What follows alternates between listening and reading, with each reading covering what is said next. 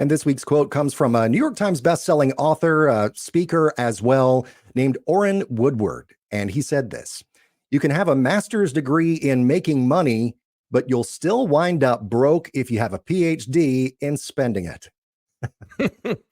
Yeah, how true is that, right? I'm not familiar with Oren, but I love those words of wisdom. And I think his quote encapsulates the notion that financial success is not solely about earning money. It's equally crucial to both manage and allocate those earnings wisely. Okay. We see it all the time. You got high earners, high income earners that live paycheck to paycheck, right? Those individuals may have lucrative careers, but they fall into the trap that so many people do of overspending, of accumulating debt, and, quite frankly, living beyond their means despite that substantial income. They might indulge in, luxurious lifestyles, excessive spending on depreciating assets like automobiles or expensive vacations, and then they, believe it or not, neglect saving as well as investing for the future. That's huge right there. I know millionaires who literally are broke, and that's staggering, right? And then I know 40,000aires who are literally buttoned up financially. What about folks who get some form of windfall? They either get a nice big inheritance or they win a lottery, or, you find that those individuals that have those sudden windfalls, they often end up broke despite their newfound wealth, because without proper financial education and discipline, they may squander the windfall on frivolous purchases, unsustainable lifestyle upgrades, or unwise investments. Matt, what do you think about that? Yeah, I've actually known people in my life who have done that very thing. Either from, haven't known anyone who's, well, I kind of peripherally have known someone who's won the lottery, but I haven't known anyone very personally, who's won the lottery or anything like that. But maybe from the sale of a home, and they had a big profit from that, and that, you look a few months later and, oh, where's that, 100 grand that you had in your bank account?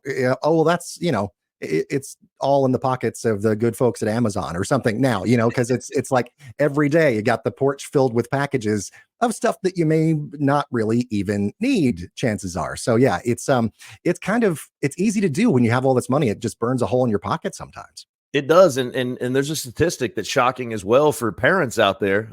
Inherited wealth, 80% of inherited wealth is gone, blown within 14 months of receiving it. So, there are some solutions, right? The first thing we must do is prioritize both financial literacy as well as learning good budgeting skills so that you understand where your money is going and you can make informed spending decisions. So by creating a spending plan that allocates funds for your essentials like expenses, housing, food, shelter, savings, investments, as well as the discretionary spending, and using tools like personal finance apps, those can help track spending and help you stay within budget.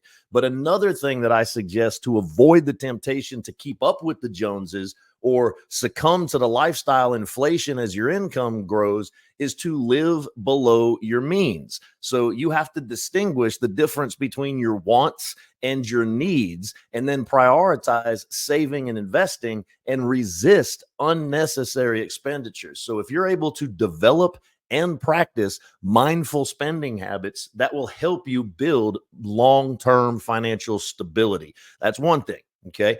We've talked about an emergency fund over and over and over again on our show, but the emergency fund is going to help cover those unforeseen expenses and help you to avoid relying on credit cards or, God forbid, personal loans for emergencies. And when you're able to prioritize your debt repayment to reduce interest payments and free up funds for saving and investing, that is going to put you in a better financial position long term. So in other words, invest for the future, right? Allocate a portion of your income towards long-term investments like retirement accounts, stocks, real estate. Diversify your investment portfolio to manage both risk and maximize your returns over the long term. And obviously, consider seeking professional financial advice that will help develop tailored investment strategies that are aligned with your financial goals as well as risk tolerance. Yeah, and that is the biggie right there. I think for the thing that I want to at least hammer home here, because if you are someone who is in need of that advice and that guidance along your financial road, I just happen to know a guy who can help you with that. His name is Mike Zano, and you can get in touch with him via moneymatterswithmike.com. You can also call 704-560-1573.